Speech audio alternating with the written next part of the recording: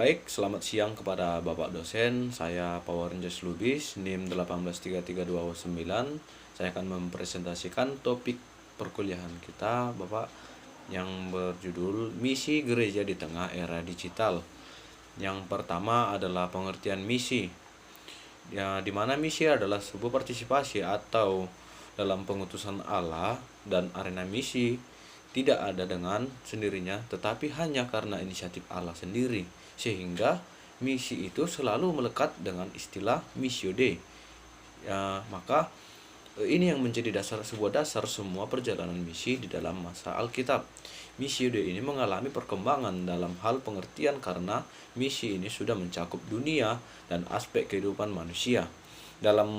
Di dalamnya dan melalui gereja concern, Allah tidak eksklusif dalam, tetapi juga kepada seluruh dunia dan sejarahnya. Seorang tokoh, L. Rand, mencoba untuk menjelaskan pengertian tentang misi secara luas, yaitu di mana hanya sebagai sebuah usaha perampatan iman. Namun kriteria yang ia berikan adalah kriteria klasik gerejawi atau eklesiosentris dalam pengertian tentang misi, yaitu sebagai penyebaran iman, penyaksian, dan ziarah menuju Allah.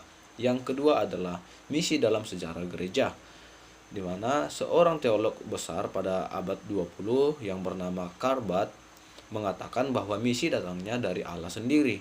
Keyakinan itu tidak diambil dari eklesiologi atau soteriologi, tetapi digali doktrin Trinitas oleh karenanya, seperti Allah mengutus putranya, dan kemudian putranya itu mengutus Roh Kudus, dan ketiganya akhirnya mengutus gereja ke tengah-tengah dunia ini. Jadi itulah misi pada hakikatnya, seperti yang dimasukkan oleh pemikiran Barth. Lalu juga seorang teolog sosial, Adolf Hartner, dia juga menegaskan bahwa misi adalah sebuah tugas total dari Allah yang mengutus gereja demi keselamatan dunia. Jadi gereja diutus ke tengah-tengah dunia ini untuk mengasihi, mengajar, melayani, berkhotbah, menyembuhkan, dan membebaskan. Dalam artian kata, gereja membawa kabar baik dan menghadirkan shalom Allah. Itulah yang dimaksud dengan misi oleh dari Karl Barth dan Adolf Hartner. Sehingga oleh karenanya segera kita dapat mengerti bahwa hubungan antara misi dengan gereja terdapat di dalam dua konsep yang bisa kita temukan, yaitu yang pertama adalah misi adalah panggilan gereja secara esensi, dan yang kedua di mana implementasi misi adalah sebuah tanggung jawab gereja. Jadi dalam kedua hal ini kemudian gereja bisa dikenal bahwa jadi gereja misi dijalankan sebagai tugas panggilannya di tengah-tengah dunia ini, dan implementasi dari misi itu dilakukan oleh gereja itu sendiri. Oleh sebab itu kita kemudian bisa mengatakan bahwa misi itu adalah sebuah tanggung jawab gereja, karena gereja pada hakikatnya adalah misioner. Kalau dari dasar biblikanya yang bisa kita temukan untuk mendukung argumentasi ini adalah dari 1 Petrus 2 ayat 9 yang berisikan, tetapi kamulah bangsa yang terpilih, imamat yang rajani yang dipanggil keluar dari kegelapan. Jadi pada hakikatnya bahwa esensi gereja itu adalah sebuah misioner, dan panggilan gereja itu senada dengan panggilan Israel yang diungkapkan dalam perjanjian pada Musa dalam Keluaran 19 ayat 5 dan ayat 6. Jadi walaupun implementasi dan panggilan itu berbeda, gereja diutus untuk membangun dirinya sehubungan dengan panggilan misi. Sehingga artinya kalau kita ambil contoh kecilnya, bila misi itu elemennya adalah pekabaran Injil, maka panggilan gereja yang utama adalah pekabaran Injil dalam berbagai bidang, atau bisa kita sebut bahwa pekabaran Injil secara holistik atau integral. Dan yang kedua, implementasi misi sebagai tanggung jawab gereja, dan itu harus ditunjukkan dari sejarah gereja. Kita tidak akan melihat gereja mula-mula menunjukkan keterlibatan dalam pelayanan. Pelayanan yang dimaksud adalah membantu, menyiapkan, mengurus apa yang diperlukan oleh orang lain, melayani orang lain, memberikan yang terbaik bagi orang lain. Dengan demikian kita mengerti bahwa pelayanan merupakan sebuah cara melayani kebutuhan orang lain baik jasmani maupun rohani. Sehingga itulah yang harus dikabarkan.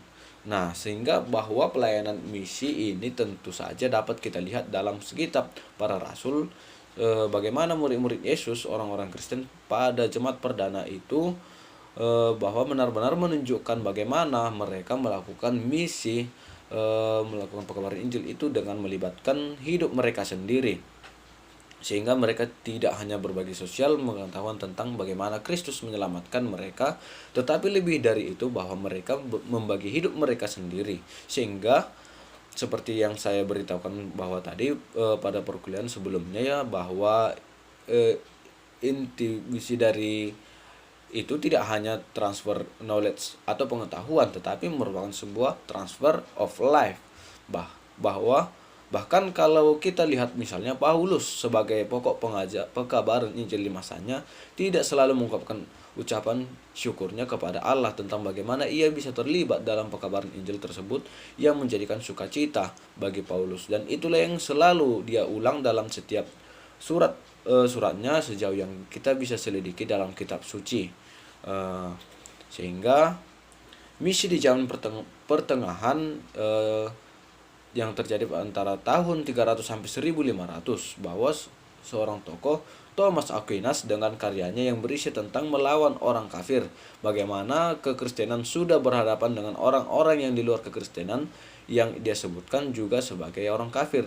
Pada tahun 300 sampai tahun 1500 banyak yang hal terjadi. Ya, misalnya gereja berkembang dari sebuah minoritas, agama Kristen minoritas berkembang menjadi agama yang lebih besar yang diakui oleh negara.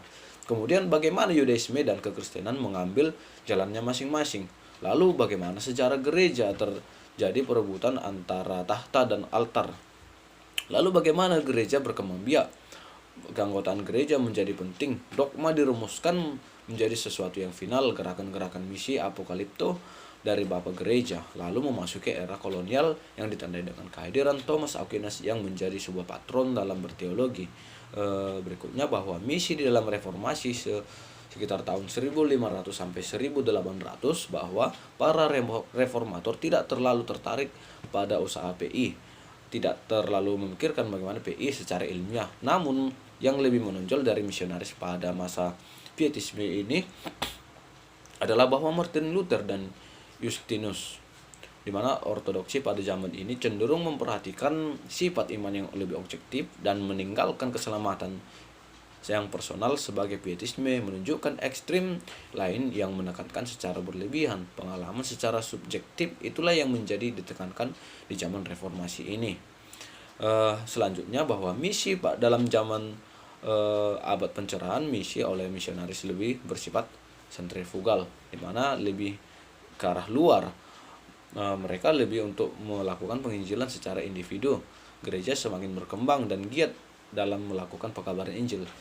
Sebagai contoh bahwa lahirnya gereja Batak seperti HKBP yang dilakukan oleh para misionaris, di mana dalam abad modern dan postmodern, dalam hal ini bahwa misi sudah sulit untuk digambarkan karena sudah banyak sekali keberagaman, tetapi menghasilkan sesuatu keindahan dalam metode cara bermisi. Tetapi yang lebih penting adalah bagaimana gereja bermisi dengan tetap menghadirkan shalom Allah. Dalam zaman ini adanya pergeseran, yaitu rasionalitas, di mana harus didukung dari pengalaman spiritualitas.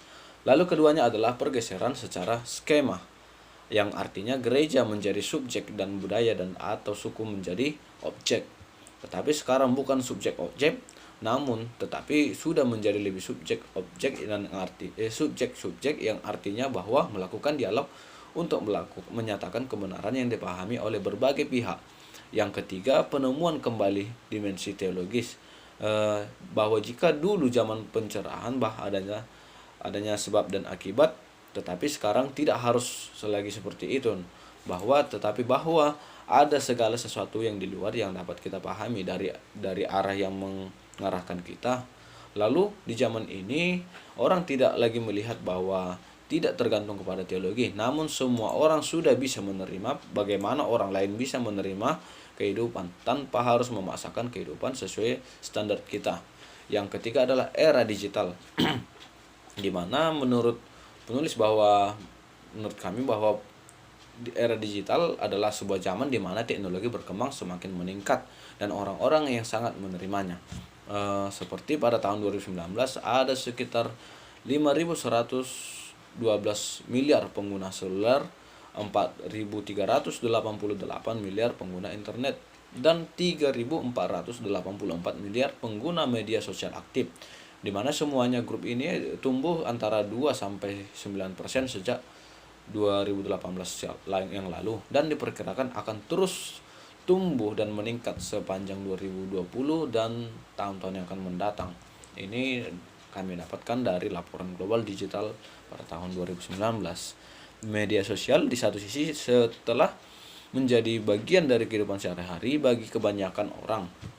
Menurut statistika, ada lebih dari 2,6 miliar lebih pengguna Facebook, 1 miliar Instagram, dan 330 juta pengguna Twitter pada tahun 2020. Walaupun demikian, adalah jumlah yang luar biasa yang masih sangat terus meningkat, dan itu semua masih tertinggal di belakang mesin pencari. Menurut Tejuri, bahwa ada 6,9 miliar pencarian Google setiap hari. Berkat ini kita akan dapat bekerja dari rumah lebih sering dan bahkan lebih menghindari menetap di kota-kota besar yang dimana harga properti atau rumah dapat membebani hidup kita bertahun-tahun. Yang keempat adalah bermisi di era digital, bahwa bermisi di era tengah digital tentunya memiliki beberapa tujuan. Yang pertama adalah bermisi melalui media digital bertujuan untuk mempermudah setiap orang percaya dalam berbagai informasi mengenai berita Injil. Sebagai contoh kecil, bahwa kita ingin berbagi pesan yang Injil melewat media sosial. Hanya dengan beberapa sentuhan di handphone kita atau di gadget kita, maka berita Injil yang akan kita sampaikan sudah dapat tersalurkan kepada orang banyak. Yang kedua, bermisi melalui media digital bertujuan untuk menyajikan informasi kepada para pembaca maupun pendengar dengan metode kreatif dan inovatif, yang dimana artinya bahwa pesan Injil yang disampaikan bukan hanya melalui kata-kata, namun juga melalui beberapa gambar yang menggunakan animasi yang bergerak yang lebih menarik dan dapat disaksikan oleh orang-orang banyak. Yang ketiga,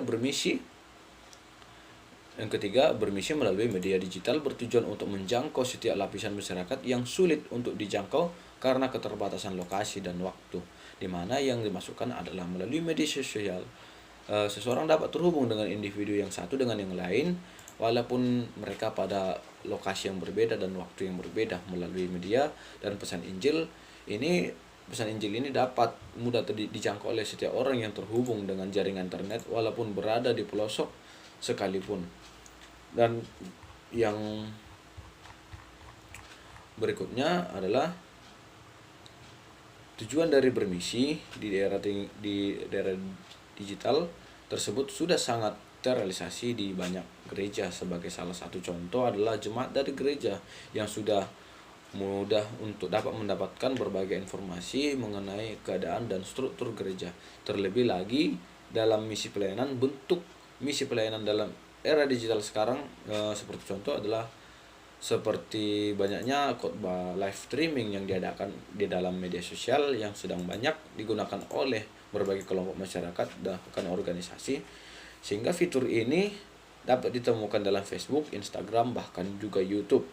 Sekarang ini banyak orang yang turut menggunakan fitur live streaming untuk menampilkan siaran langsung selama ibadah berlangsung. Namun perlu diketahui bahwa fitur ini tentu mempunyai pengaruh positif dan negatif bagi para penggunanya, dimana ketika menggunakan fitur ini maka orang sakit yang tidak dapat pergi ke gereja juga dapat mengikuti ibadah.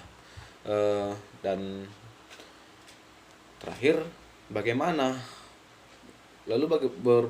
berbagai macam sosial media seperti Facebook, yang dimana banyak di gereja yang menggunakan aplikasi ini guna untuk mengupdate atau memperbaharui status atau situasi gereja dari waktu ke waktu, sehingga para anggota jemaat selalu mengetahui kondisi terkini dari gerejanya dan selalu mengetahui hal-hal apa saja yang ada di dalam gereja tersebut. Salah satu contoh dari kegunaan media sosial ini adalah jika jemaat ada yang berulang tahun pada hari itu atau hari tertentu, Maka melalui media sosial ini dapat disebarkan atau diberitahukan kepada siapa saja dan siapa saja yang berulang tahun, jika ada yang sakit, maka akan lebih cepat dikabarkan atau diberitahukan kepada siapa-siapa saja yang sakit.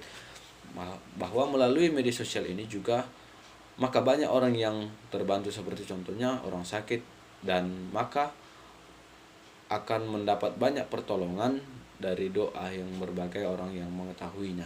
Demikian pemaparan dari saya. Terima kasih kepada Bapak dosen.